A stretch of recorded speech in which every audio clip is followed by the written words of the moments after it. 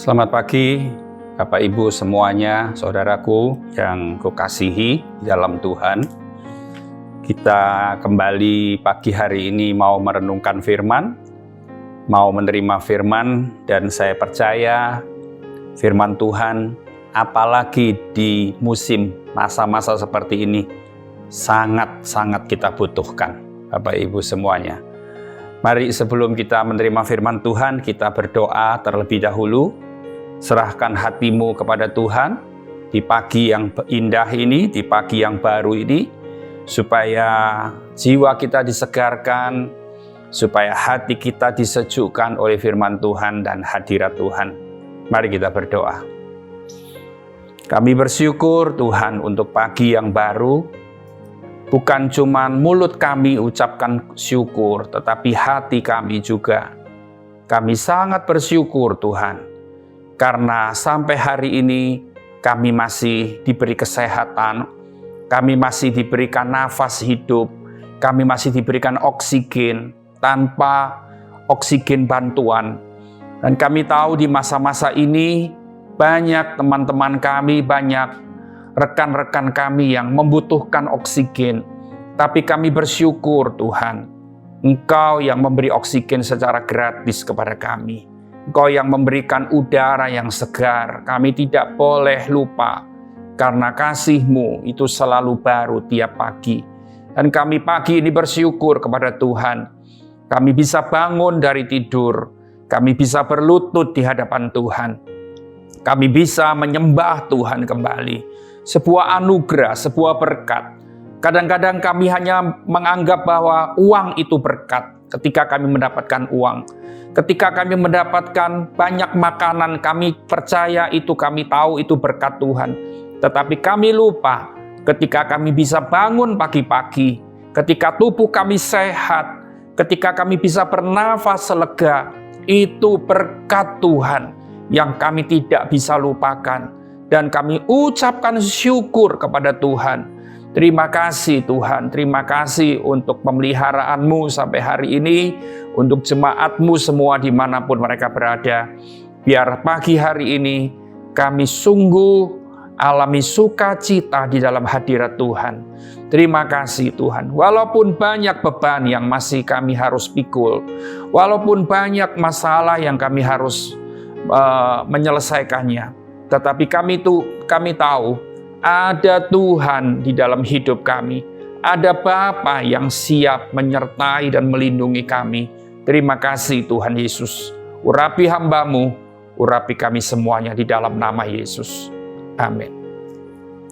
Bapak, Ibu, Saudara, kita bertemu kembali di dalam kasih Tuhan pagi hari ini. Pagi ini kita membaca di dalam Bilangan 11. Di dalam Bilangan 11, ya, supaya kita tahu bahwa apa yang kita pelajari hari ini sungguh-sungguh itu kita lakukan. Kalau kita lihat di dalam Bilangan 11 ayat pertama, di sana dikatakan, pada suatu kali bangsa itu bersungut-sungut di hadapan Tuhan tentang nasib buruk mereka. Dan ketika Tuhan mendengarnya, bangkitlah murkanya. Kemudian menyalalah api Tuhan di antara mereka dan merajalela di tepi tempat perkemahan. Bapak, Ibu, Saudara, dari satu ayat ini kita tahu bahwa Tuhan tidak suka dengan umatnya yang suka bersungut-sungut. Mungkin kita berkata bahwa bersungut-sungut atau ngomel itu sesuatu yang biasa. Sesuatu yang manusiawi.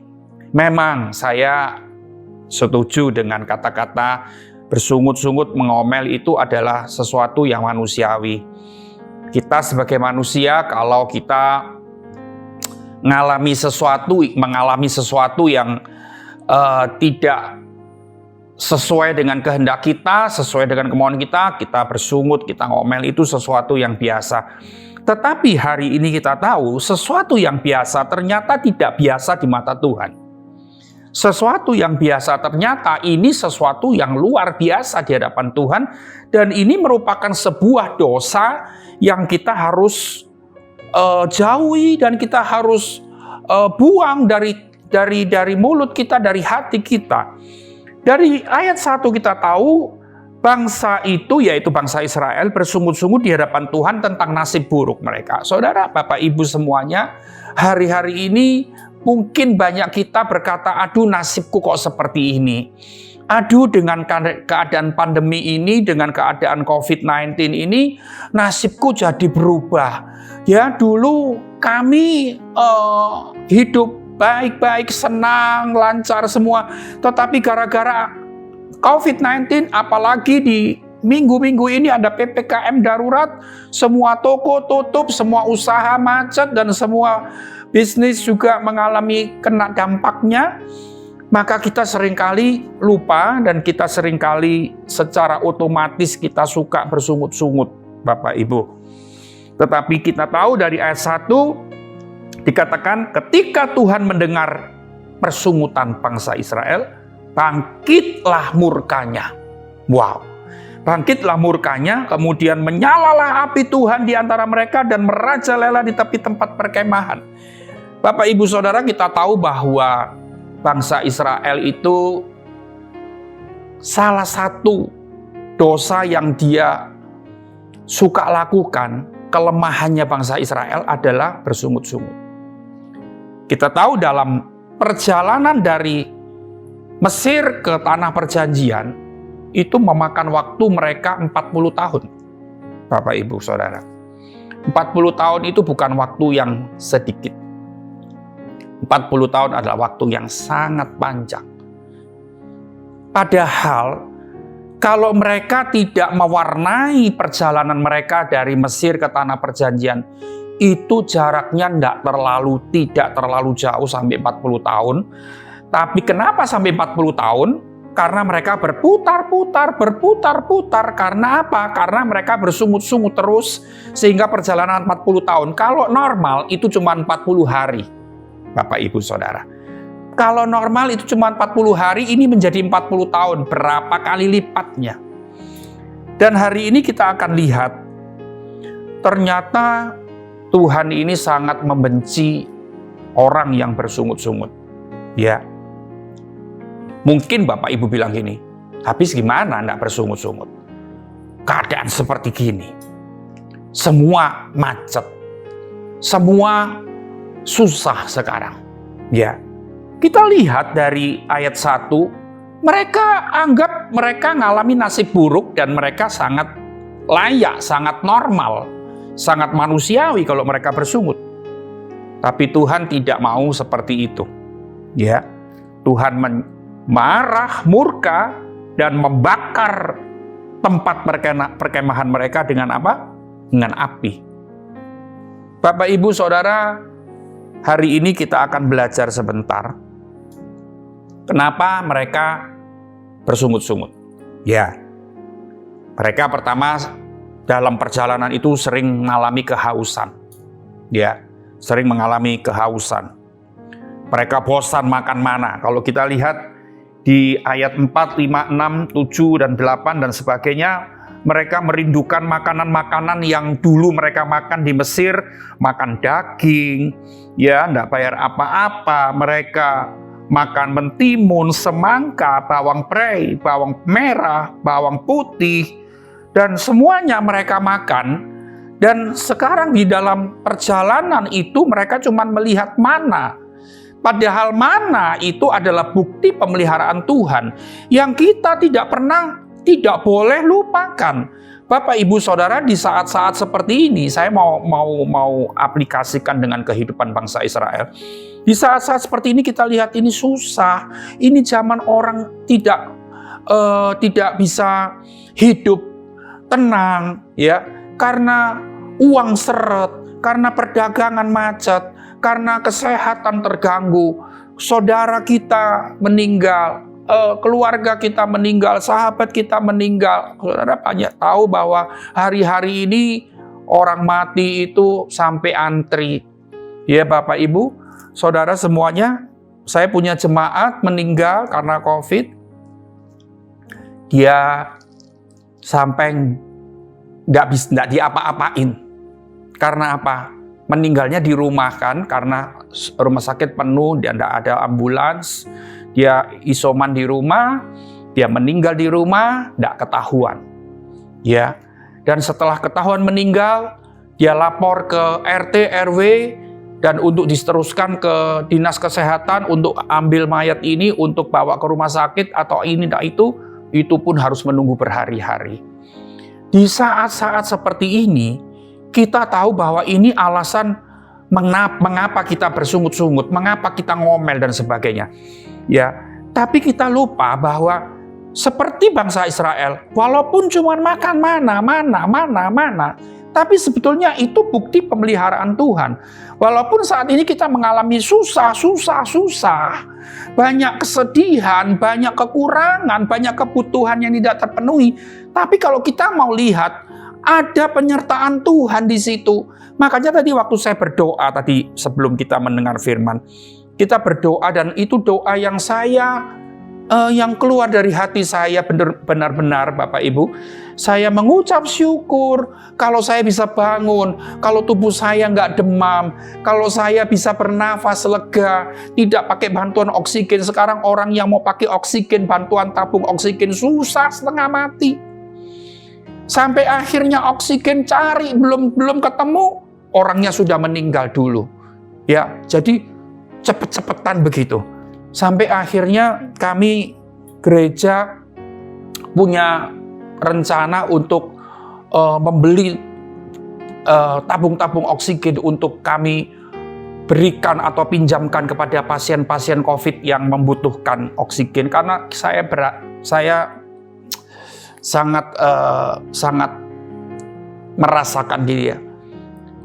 Saya tanya kepada seorang jemaat saya yang dulu kena COVID, dia sudah hampir lewat, ya karena tidak bisa napas, sudah pakai oksigen pun sesak napasnya itu luar biasa. Dia sampai atur posisi sedemikian rupa supaya mendapatkan oksigen. Itu susah setengah mati. Saya tanya, bagaimana susahnya kamu ketika kamu cari oksigen tapi tidak dapat? Aduh, dia tidak bisa bilang apa-apa.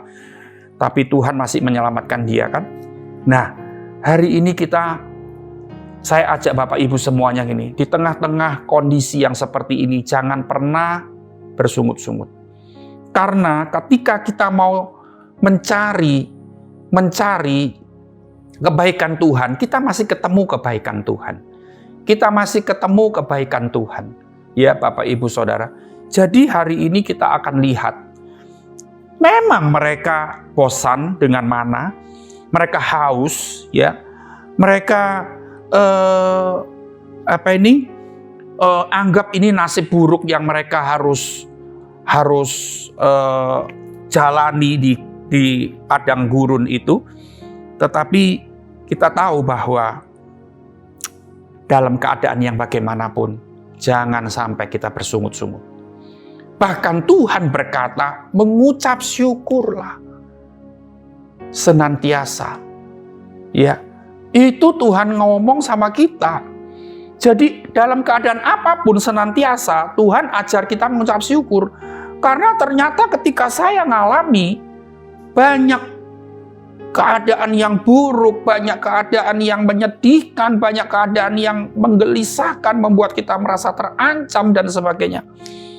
Ketika saya pakai hati saya untuk bersyukur, hati saya ini seolah-olah walaupun dalam kondisi susah, kondisi yang buruk dan sebagainya, tapi saya tetap ketika kita terus latih hati kita untuk bersyukur, ternyata saya merasakan kehadiran Tuhan, kebaikan Tuhan di tengah-tengah keadaan yang buruk itu. Ya, Bapak Ibu semuanya, kita tahu bahwa orang yang mencintai Tuhan, apa tandanya? Ya, kalau saya lihat seorang anak yang mencintai orang tuanya, dia tidak pernah bersungut-sungut kepada orang tuanya.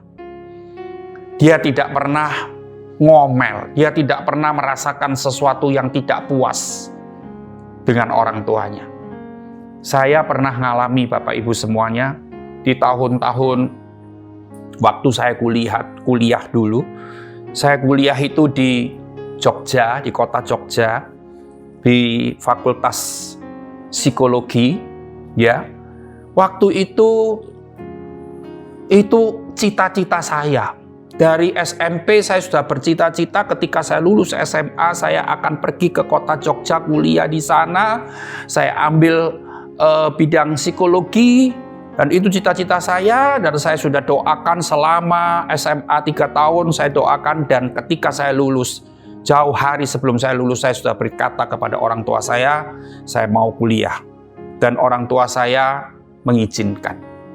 Dengan dalam arti mengizinkan itu dia akan membiayai saya. Walaupun saya tahu saat itu kalau secara jujur dia tidak punya banyak dana untuk sebetulnya secara jujur kalau saya mau berkata jujur orang tua saya waktu-waktu itu pun itu belum terlalu mampu untuk membiayai saya kuliah di Jogja walaupun di Indonesia bukan di luar negeri. Tapi karena dia mengasihi saya, dia mencintai saya dan dia ingin merealisasikan cita-cita saya, mereka mengizinkan. Saya ingat ketika saya pergi ke Jogja itu, papa mama saya mengantar saya naik mobil dari Surabaya ke Jogja dan mereka bawa sepeda motor dikirim melalui kereta api. Kami bertiga dengan koper-koper berangkatlah ke kota Jogja. Dan kami di sana, papa mama saya bantu saya cari kos dari rumah ke rumah. Mereka cari yang terbaik walaupun agak mahal sedikit. Walaupun zaman dulu kalau diukur dengan zaman sekarang memang uang kos dan sebagainya kalau diukur dengan sekarang dulu sangat murah gitu ya. Tapi mama saya lihat dari rumah ke rumah, kamarnya yang begini-begini, dia nggak tega lihat anaknya tidur di kamar seperti itu. Dia cari lagi, akhirnya mendapatkan yang terbaik walaupun dengan harga yang agak lebih mahal. Bapak, Ibu, Saudara, dengan hal-hal seperti itu saya tahu bahwa mereka sangat mengasihi saya dan saya pun sangat mencintai mereka. Ketika saya sudah berminggu-minggu mulai masuk dari 1 bulan pertama, saya harus bayar kos. Ya, saya tahu tanggal sekian saya harus bayar kos. Kadang mama papa saya lupa untuk kirim, mama saya lupa untuk kirim. Saya mau ngomong itu nggak berani. Bukan nggak berani karena takut dimarahi, enggak. Dia dukung saya, support saya. Tapi saya mau ngomong itu, saya merasa bahwa,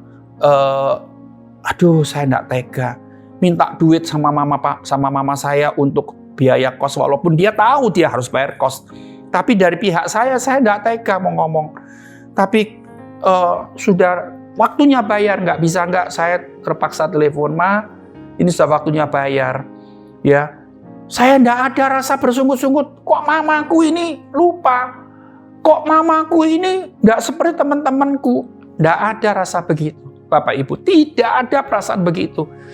Jadi maaf saya berkata begini, bukti saya mencintai orang tua saya karena saya mengalami banyak hal yang kurang baik, kurang menyenangkan. Saya nggak pernah bisa bersungut-sungut. Saya bilang tidak pernah bisa bersungut-sungut. Bukan tidak mau, tidak bisa bersungut-sungut. Karena apa? Saya melihat orang tua saya adalah orang tua yang sangat mencintai saya. Dan saya sangat mencintai mereka sehingga saya tidak bisa bersungut-sungut. Bukan tidak mau. Kalau tidak mau tuh bisa, tapi kita tidak mau. Tapi saya berkata saya tidak bisa. Yang saya lihat itu segi positifnya dia. Dia sudah sangat berkorban untuk saya. Dia sangat support saya dan sebagainya, Bapak Ibu. Dan dari bulan ke bulan, dari tahun ke tahun saya waktu kuliah di sana, saya kadang minta ini, saya kadang butuh itu, saya butuh ini, butuh itu, saya minta. Dan dia bilang, tunggu ya, Mama kumpulkan uang dulu ya. Tunggu ya. Saya tidak bisa bersungut, Bapak Ibu. Saya tidak bisa, minta gini aja kok nggak bisa. Minta gini aja kok tunda. Karena apa? Karena saya mencintai orang tua saya. Saya berkata kepada saudara semua pagi ini, kalau kita mencintai Tuhan, kita tidak bisa bersungut-sungut. Ketika kita mencintai Tuhan bukan ditunjukkan dengan dengan banyaknya engkau melayani Tuhan. Tapi ternyata ketika engkau melayani Tuhan, hatimu masih tidak terjaga dari persungutan dan omelan dan sebagainya. Tapi hari ini saya berkata kepada Bapak Ibu semuanya, bukti kita mencintai Tuhan ketika kita dalam keadaan yang susah, dalam keadaan yang buruk, dalam keadaan yang tidak baik, kita tetap bisa bersyukur karena kita tahu bahwa Tuhan tidak pernah berbuat yang tidak baik kepada kita. Dia tidak pernah meninggalkan kita. Tidak ada yang jahat di hati Tuhan untuk kita. Sebab itu kita selalu bersyukur. Dalam keadaan yang susah sekalipun kita belajar bersyukur. Karena orang yang mengasihi Tuhan, buktinya dia selalu bersyukur. Dia tidak melihat yang tidak baik dari pihak Tuhan. Dan semua yang Tuhan, yang dia alami, itu dia selalu melihat hal yang positif. Karena memang kita lihat ya, Bapak Ibu, kalau kita lihat dari seorang manusia, kadang kita mencari hal yang positif itu apa dari seorang manusia. Tapi kalau kita lihat dari pribadi Tuhan Yesus, kita tidak pernah kesulitan untuk melihat sesuatu yang baik dari pribadi Tuhan. Dan kita selalu melihat yang baik dan kita selalu merasakan yang baik. Bapak Ibu Saudara, mari pagi hari ini kita bersyukur. Dan kita pagi ini mulai hati kita, mulailah ucapan syukur kita. Mulailah hari ini, setiap pagi bangun tidur, ucapkan syukur. Biasakan, latih dirimu untuk itu. Jangan setiap pagi bangun tidur, lihat sesuatu, sudah marah, sudah ngomel, sudah bersungut-sungut. Maka saya percaya hari itu akan menjadi hari yang sangat tidak menyenangkan untuk kita. Hari yang tidak ada berkat untuk kita. Tetapi bayangkan, kalau kita memulai hari tanpa persungutan, pagi hari, benar kita berlutut di hadapan Tuhan. Kadang, tapi saya lihat orang yang berlutut di hadapan Tuhan, turun, berdiri dari lututnya. Dia mulai ngomel, dia mulai berkata yang negatif, dia mulai berpikir yang negatif. Dan itu saya berkata, percuma engkau berdoa. Percuma engkau berlutut. Percuma engkau nyembah Tuhan. Percuma engkau bahasa roh. Tapi ternyata ketika kita selesai bahasa roh, selesai berdoa, menyembah, mulut kita, hati kita sudah tidak ada sukacita, tidak ada ucapan syukur. Tetapi saya percaya Bapak Ibu Saudara, jemaat Tuhan di tempat ini, dimanapun kau berada, pagi melek mata. Terima kasih Tuhan. Saya sering kali gini, saya bukan berkata yang jorok. Saya lagi duduk untuk di WC, di kamar mandi, di toilet. Saya bersyukur, saya bisa buang air dengan lancar. Saya bersyukur, hal kecil itu pun saya tidak lupa bersyukur. Saya bayangkan begini, kalau ada orang yang sampai 3 hari tidak bisa BAB, 4 hari tidak bisa BAB, saya harus minum obat, harus makan santan dan ini dan itu betapa menyiksanya kita, tersiksanya kita. Tapi saya bersyukur, saya latih hati saya terus dalam keadaan yang buruk sekalipun saya tetap melihat ada yang positif yang Tuhan lakukan dalam hidup saya. Ada yang baik yang saya tidak boleh lupakan bersama Tuhan. Dan saya percaya melalui firman Tuhan pagi ini kita melihat bangsa Israel yang suka bersungut-sungut. Tapi kita tidak lagi bersungut-sungut. Karena Tuhan tidak suka dengan orang yang bersungut-sungut. Tuhan tidak senang. Mari kita menyenangkan hati Tuhan. Dengan apa? Dengan banyak bersyukur. Dengan banyak sukacita. Dengan banyak mengucap syukur. Bukan cuma di bibir, tapi dari hati kita juga. Mari kita berdoa. Terima kasih Tuhan. Terima kasih karena kasih-Mu itu memang sempurna.